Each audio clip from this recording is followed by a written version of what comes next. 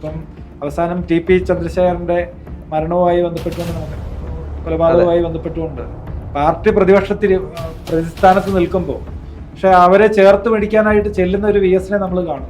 ഈ രണ്ട് പേരും CPM-നെ ഉപേക്ഷിച്ചു പോയിരിക്കുന്ന ആളുകളല്ല. വളരെ മുതിർന്ന നേതാക്കൾ അത്തരത്തിലുള്ള ആരോപണം ഉന്നയിച്ചിട്ടുണ്ടെങ്കിൽ അത് അന്തരീക്ഷത്തിൽ നിന്ന് വരുന്നതല്ല. പക്ഷെ എന്തുകൊണ്ടാണ് ഇപ്പോഴും അത് വിവാദമായി കത്തി നിൽക്കാൻ കാരണം? അത് തെറ്റായൊരു പ്രക്രിയയുടെ ഭാഗമായിട്ട് അദ്ദേഹം പുറത്താക്കപ്പെട്ടു എന്നുള്ളൊരു വേദന ജനങ്ങളുടെ മുമ്പിലുണ്ട്. രാഷ്ട്രീയ സാമൂഹിക രംഗങ്ങളിൽ നിരവധിയായ കോളിലൊക്കെ ഉണ്ടാക്കുന്ന കാര്യങ്ങൾ ഉൾപ്പെടെ അദ്ദേഹം 80 വർഷത്തെ രാഷ്ട്രീയ സാമൂഹ്യ രംഗത്തെ പ്രവർത്തനത്തിന്റെ പാരമ്പര്യം അദ്ദേഹത്തിന്. കഴിഞ്ഞ ദിവസമായിരുന്നു VS അച്യുതാനന്ദൻ്റെ അന്ത്യകർമ്മങ്ങളെല്ലാം നടന്നത്.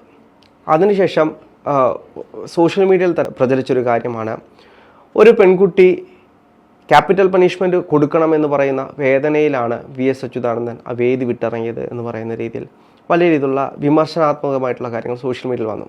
അതിനുശേഷം ചിന്താ ജെറോം തന്നെ മാധ്യമങ്ങൾക്ക് മുന്നിൽ പറയുകയുണ്ടായി, അത് മാധ്യമങ്ങളുടെ ഒരു സൃഷ്ടിയാണ് ക്യാപിറ്റൽ പണിഷ്മെൻ്റ് എന്ന്. യഥാർത്ഥത്തിൽ ആ വിഷയം എന്തായിരുന്നു? നമ്മൾ മനസ്സിലാക്കേണ്ടുന്ന ഒരു സംഗതി, ഇത് ആരോപണം ഉന്നയിച്ചിരിക്കുന്നതും പറഞ്ഞിരിക്കുന്നതൊന്നും ആരെങ്കിലും അല്ല, പ്രതിപക്ഷ പ്രസ്ഥാനങ്ങളും അല്ല. 2012 ആലപ്പുഴ സമ്മേളനത്തിൻ്റെ സാഹചര്യം കേരളത്തിലെ ജനങ്ങൾക്കറിയാം. ഇടതുപക്ഷ മനസ്സുള്ള വലിയൊരു വിഭാഗം ആളുകളെ വലിയ തോതിൽ പ്രതിസന്ധിയിലാക്കിയ ഒരു സമയമായിരുന്നു ആലപ്പുഴയിലെ CPM-ന്റെ സംസ്ഥാന സമ്മേളനം എന്ന് പറയുന്നത്. ആ വേദിയിൽ നിന്ന് അദ്ദേഹം ഇറങ്ങിപ്പോരുന്നതുമായി ബന്ധപ്പെട്ടുകൊണ്ട് നടന്ന അന്നത്തെ പത്രവാർത്തകളൊക്കെ പരിശോധിക്കുമ്പോൾ അറിയാം അവിടെ എന്തൊക്കെയോ കാര്യങ്ങൾ നടന്നു എന്നുള്ളത് നമുക്ക് ബോധ്യമായിരുന്നു. അതിൽ വളരെ പ്രധാനപ്പെട്ടൊരു സംഗതിയായിരുന്നു യുവജന നേതാവ് അദ്ദേഹത്തെ ക്യാപിറ്റൽ പണിഷ്മെന്റ് അദ്ദേഹത്തിന് കൊടുക്കണമെന്ന് ആവശ്യപ്പെട്ടിരിക്കുന്നു എന്നുള്ള നേരത്തെ ഉള്ള ഒരു ചർച്ച. പക്ഷെ നമ്മൾ ഇപ്പോൾ കാണുന്ന ഒരു സംഗതി, ഇത് പറഞ്ഞിരിക്കുന്നത് CPM-ന്റെ MP-യും MLA-യുമായി ദീർഘകാലം നമ്മുടെ സമൂഹത്തിൽ CPM-ന്റെ മാത്രമല്ല SFI-യുടെ ഉൾപ്പെടെ നേതാവായി കടന്നു വന്നൊരു വ്യക്തിത്വമാണ് ശ്രീമാൻ സുരേഷ് കുറുപ്പ്. അദ്ദേഹത്തിന് വേറൊരു പ്രത്യേകത കൂടിയുണ്ട്, അദ്ദേഹം മറ്റൊരു രാഷ്ട്രീയ പാർട്ടിയിലും പോയിട്ടില്ല.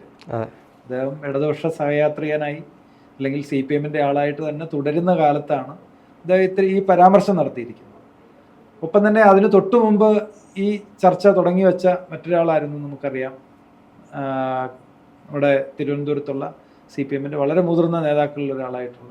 അപ്പം ഈ രണ്ട് പേരും CPM-നെ ഉപേക്ഷിച്ചു പോയിരിക്കുന്ന ആളുകളല്ല. വളരെ മുതിർന്ന നേതാക്കൾ അത്തരത്തിലുള്ള ആരോപണം ഉന്നയിച്ചിട്ടുണ്ടെങ്കിൽ അത് അന്തരീക്ഷത്തിൽ നിന്ന് വരുന്നതല്ല. ഒരു വ്യക്തിയുടെ പേര് അവർ പറഞ്ഞിട്ടില്ല. ചിന്താ ജെറോം വന്നിട്ട് അങ്ങനെ പറയുമ്പോൾ ആളുകളുടെ ഇടയിൽ ഒരു സംശയം ഉണ്ട്, അവരാണോ ഈ പറഞ്ഞതെന്നുള്ള കാര്യത്തിൽ ഒരു കൺഫ്യൂഷൻ ഉണ്ടാക്കിയിട്ടുണ്ട്. അപ്പോൾ അതല്ലാതെ ഇത് പറഞ്ഞു എന്നുള്ളത് വസ്തുതയാണ്. പക്ഷെ പറഞ്ഞയാളും കേട്ടയാളും തമ്മിലുള്ള വ്യത്യാസം കേരളത്തിലെ സമൂഹം കാണുന്നുണ്ട്. VS അച്യുതാനന്ദൻ അദ്ദേഹം ഭരിച്ചു, 5 വർഷമാണ് ഭരിച്ചത്. അതിനു മുമ്പ് ദീർഘകാലം കേരളത്തിലെ പ്രതിപക്ഷ നേതാവ് എന്നുള്ള സ്ഥാനം വഹിച്ചിട്ടുണ്ട്. രാഷ്ട്രീയ സാമൂഹിക രംഗങ്ങളിൽ നിരവധിയായ കോളിലൊക്കെ ഉണ്ടാക്കുന്ന കാര്യങ്ങൾ ഉൾപ്പെടെ അദ്ദേഹം ചെയ്തു. പക്ഷെ എന്തുകൊണ്ടാണ് ഇപ്പോഴും അത് വിവാദമായി കത്തി നിൽക്കാൻ കാരണം? അത് തെറ്റായൊരു പ്രക്രിയയുടെ ഭാഗമായിട്ട് അദ്ദേഹം പുറത്താക്കപ്പെട്ടു എന്നുള്ളൊരു വേദന ജനങ്ങളുടെ മുമ്പിലുണ്ട്. കഴിഞ്ഞ 9 വർഷം നമുക്കറിയാം കേരളത്തിൽ ഭരിച്ചത് ശ്രീമാൻ പിണറായി വിജയനാണ്. അദ്ദേഹത്തിന് ആദ്യത്തെ ഊഴം കിട്ടിയത് VS അച്യുതാനന്ദൻ എന്ന് പറഞ്ഞ വ്യക്തിത്വത്തെ കേരളത്തിലെ ജനങ്ങൾ സ്വീകരിച്ചിട്ടുണ്ട്, അല്ലെങ്കിൽ അദ്ദേഹത്തിന് സ്വീകാര്യത ഉണ്ടായിരുന്നു എന്നുള്ളത് കൊണ്ടാണെന്നാണ് മനസ്സിലാക്കുന്നത്. അദ്ദേഹത്തെ മുഖ്യമന്ത്രി ആക്കാൻ സാധ്യതയുണ്ടെന്നുള്ള നിലയ്ക്ക് അദ്ദേഹം നയിച്ച തെരഞ്ഞെടുപ്പ് അദ്ദേഹത്തിന് കിട്ടിയ അംഗീകാരമായിട്ടാണ് സത്യത്തിൽ ഇത്രയധികം MLA-മാരെ ഉൾപ്പെടെ കിട്ടി ആദ്യവട്ടം ഗവൺമെൻറ് പിണറായി ഗവൺമെൻറ് അധികാരത്തിലേക്ക് വരുന്നതെന്നുള്ളതാണ് മനസ്സിലാക്കുന്നത്. അപ്പം അവസരങ്ങൾ അദ്ദേഹം സൃഷ്ടിച്ച അവസരങ്ങളെ മറ്റൊരാൾ ദുരുപയോഗപ്പെടുത്തി എന്നുള്ളൊരു വേദന സത്യത്തിൽ വലിയൊരു പക്ഷം ആളുകളുടെ ഇടയിലുണ്ട്. പക്ഷെ അതിനപ്പുറത്തേക്ക് നമ്മൾ നോക്കിക്കഴിഞ്ഞാൽ VS അച്യുതാനന്ദനെ കാണാൻ വേണ്ടി ലക്ഷോപലക്ഷം ജനങ്ങളാണ് തിങ്ങി നിറങ്ങി അവിടേക്ക് വന്നത്. ഇതെല്ലാം കമ്മ്യൂണിസ്റ്റ് പാർട്ടിക്ക് വേണ്ടി നിൽക്കുന്ന ആളുകളാണ്, അല്ലെങ്കിൽ കമ്മ്യൂണിസ്റ്റ് പാർട്ടിയെ സ്നേഹിക്കുന്നുകൊണ്ട് വരുന്ന ആളുകളാണോ, അതോ പിണറായി സർക്കാരിനെ കണ്ടുകൊണ്ട് വരുന്ന ആളുകളാണോ? അതിനപ്പുറത്തേക്ക് VS അച്യുതാനന്ദൻ എന്ന് പറയുന്ന ഒറ്റ മനുഷ്യനെ നോക്കിക്കണ്ടുവരുന്ന ആളുകളാണുള്ളത്.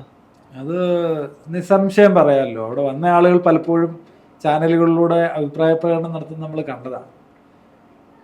ഇദ്ദേഹം അവസാന കമ്മ്യൂണിസ്റ്റ് ആണെന്ന് പറഞ്ഞ ആളുകൾ ഉൾപ്പെടെ അതിൻ്റെ ഉള്ളിലുണ്ട്. കമ്മ്യൂണിസത്തെക്കുറിച്ചുള്ള ഒരു വ്യക്തതയില്ലായ്മ കൊണ്ടായിരിക്കണം അവരങ്ങനെ അഭിപ്രായപ്പെട്ടത്. പക്ഷേ അവരൊരു നല്ല വ്യക്തിയെ അവസാനമായിട്ട് ഈ പ്രസ്ഥാനത്തിൽ മറ്റൊരാളില്ല എന്നുള്ള നിലയ്ക്കാണ് പറഞ്ഞുകൊണ്ടിരിക്കുന്നത്. അതിൻ്റെ ഉള്ളിൽ എനിക്ക് ശ്രദ്ധേയമായി തോന്നിയൊരു അഭിപ്രായം എന്ന് പറയുന്നത് ആശാ സമരം. ആ സമരം VS അച്യുതാനന്ദൻ ഉണ്ടായിരുന്നെങ്കിൽ ഇത്രയും നാൾ നീളില്ല എന്ന് പറഞ്ഞ നിരവധി പേരെ നമ്മൾ ചാനലിലൂടെ കണ്ടു. എന്ന് പറഞ്ഞു കഴിഞ്ഞാൽ CPM-ന്റെയോ പിണറായി എന്ന് പറയുന്ന വ്യക്തിയുടെയോ പ്രസ്ഥാനം എന്നുള്ള നിലയ്ക്ക് അതിന്റെ ഭാഗമായിട്ടുള്ള ഒരാളെന്നുള്ള നിലയ്ക്ക് വരുന്ന ആളുകളല്ല. അതിനപ്പുറത്തേക്ക് തൊഴിലാളികൾക്ക് വേണ്ടി ഏറ്റവും കൂടുതൽ നിന്നിട്ടുള്ള ഒരാളാണ് VS അച്യുതാനന്ദൻ. 80 വർഷത്തെ രാഷ്ട്രീയ സാമൂഹ്യ രംഗത്തെ പ്രവർത്തനത്തിന്റെ പാരമ്പര്യം അദ്ദേഹത്തിനുണ്ട്. അത്രയും അവകാശപ്പെടാൻ പറ്റുന്ന മറ്റൊരു നേതാവിനെ നമുക്ക് കാണാൻ പറ്റും. കർഷകരെയും പണിയെടുക്കുന്ന മനുഷ്യരെയും ചേർത്ത് പിടിക്കാനും സംഘടിപ്പിക്കാനും കഴിഞ്ഞിരുന്ന ഏറ്റവും നല്ലൊരു നേതാവായിരുന്നു VS അച്യുതാനന്ദൻ എന്ന് പറയുന്നത്. ഉറപ്പായിട്ടും മൂന്നാറിലെ നമുക്കറിയാം, അതുപോലെ തന്നെ വെട്ടിനിരുത്തൽ സമരം നമുക്കറിയാം.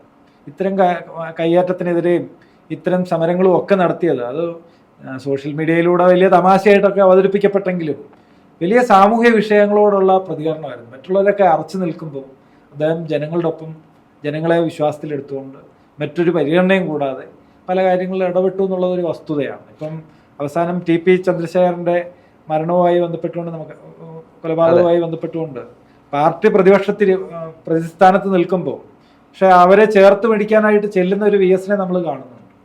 അപ്പോൾ അദ്ദേഹത്തിന്റെ ചില നിലപാടുകൾ അതിനെ വലിയ ആദരവോടെ കണ്ട ജനങ്ങൾ അവർ ഈ നാട്ടിലുണ്ട്. അതിനെ പരിഗണിക്കാതെ നമുക്ക് VS എന്ന് പറഞ്ഞ വ്യക്തിത്വത്തെ മനസ്സിലാക്കാനാവില്ല. ഈ സോഷ്യൽ മീഡിയ ഹാൻഡിലുകൾ കളിയാക്കി പറയുന്ന പോലെ ഉമ്മൻചാണ്ടി ഉണ്ടായിരുന്നെങ്കിൽ എന്ന് പറയുന്നത് പോലെയാണ് എനിക്കിപ്പോൾ അങ്ങ് പറഞ്ഞപ്പോൾ ഓർമ്മ വന്നത്.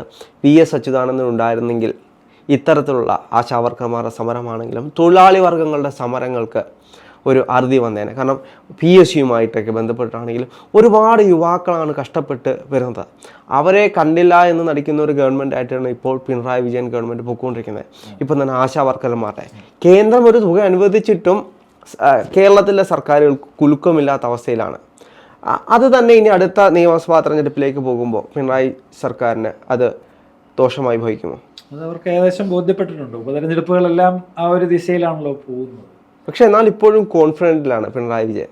ആ കോൺഫിഡൻസ് ചില പിന്നിൽ നടത്താൻ ഉദ്ദേശിക്കുന്ന ചില കളികളുടേതാണെന്നുള്ള നിലയ്ക്കാണ് ആളുകൾ അതിനെ മനസ്സിലാക്കുന്നത്. മറിച്ച് ജനങ്ങളുടെ അഭിപ്രായം അത് ഏതെങ്കിലും ഒരു രാഷ്ട്രീയമായ താല്പര്യത്തിന്റെ അടിസ്ഥാനത്തിലല്ല. ഈ ഭരണത്തെ മൊത്തത്തിൽ വിലയിരുത്തിക്കൊണ്ട് അതിനനുസൃതമായി സംസ്ഥാനത്ത് ഇപ്പം നിലനിൽക്കുന്ന ഒരു ഭരണവിരുദ്ധ വികാരം വളരെ ശക്തമാണ്. അതിപ്പോൾ പ്രതിപക്ഷം ഇനി വളരെ നിസ്സാരനായിട്ടുള്ള ഒരാളെ എവിടെയെങ്കിലും നിർത്തിയാൽ പോലും ആളുകൾ വോട്ട് ചെയ്യും. അത് പ്രതിപക്ഷം നിർത്തിയിരിക്കുന്ന സ്ഥാനാർത്ഥിയുടെ എന്തെങ്കിലും ക്വാളിറ്റി ഉണ്ടല്ലോ, അത് അത്രമാത്രം ജനങ്ങൾ വെറുത്തിരിക്കുന്നു എന്നുള്ളതാണ് വസ്തുത. പക്ഷെ പഞ്ചായത്ത് തെരഞ്ഞെടുപ്പൊക്കെ നമ്മൾ നോക്കിക്കഴിഞ്ഞാൽ അറിയാം, അവിടെ പലപ്പോഴും ഈ രാഷ്ട്രീയ വിഷയങ്ങളല്ല ചർച്ചയിൽ വരും. അതിൻ്റെ ഉള്ളിൽ കിട്ടുന്ന നേട്ടങ്ങൾ കാണിച്ചുകൊണ്ട് ഇപ്പം നിയമസഭാ തെരഞ്ഞെടുപ്പിനെ നേരിടാം എന്നാണ് അവർ കരുതുന്നതെങ്കിൽ അത് പക്ഷെ പല റിപ്പോർട്ടുകളും വരുന്നുണ്ട് എന്നാണ് പറയുന്നത്. അത് വസ്തുതയല്ല.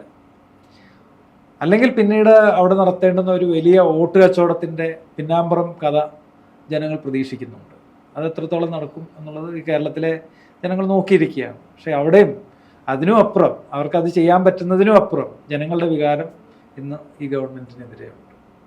അത് അവർക്ക് തിരിച്ചറിയാൻ പറ്റിയിട്ടുണ്ടോ എന്നുള്ളത് നമുക്കറിയില്ല. നേരായി ചിന്തിക്കുന്ന ഇടതുപക്ഷ മനസ്സുകളുടെ ഇടയിൽ ആ ഭീതിയുണ്ട്. അവർ സർക്കാരിനത് മുന്നറിയിപ്പ് കൊടുത്തിട്ടുണ്ട്. നമുക്ക് ഒരു കാര്യം കൂടെ പറയാതിരിക്കാൻ പറ്റില്ല. നമ്മളിപ്പം ഉമ്മൻചാണ്ടി ഉണ്ടായിരുന്നെങ്കിൽ അല്ലെങ്കിൽ VS ഉണ്ടായിരുന്നെങ്കിൽ ഇതൊന്നും ഉണ്ടാവില്ലായിരുന്നു എന്ന് പറയുന്നത് അവർ കുറച്ചും കൂടെ ജനാധിപത്യവൽക്കരിക്കപ്പെട്ടിരുന്ന ആളുകളെന്നുള്ള നിലയ്ക്കാണ്.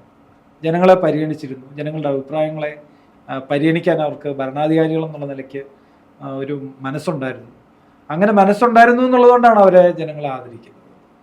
ഇവിടെ ജനങ്ങളുടെ അഭിപ്രായങ്ങളെ ജനങ്ങൾ തള്ളിക്കളയുന്നതിനെ അടിച്ചേൽപ്പിക്കാനും പരിഗണിക്കാതിരിക്കാനും ഒക്കെ ശ്രമിച്ചു കഴിഞ്ഞാൽ അതിൻ്റെ റിസൾട്ട് എന്ന് പറയുന്നത് ഉറപ്പായിട്ടും ഉണ്ടാവും എന്നുള്ളതാണ് നമുക്ക് മനസ്സിലാവുന്നത്.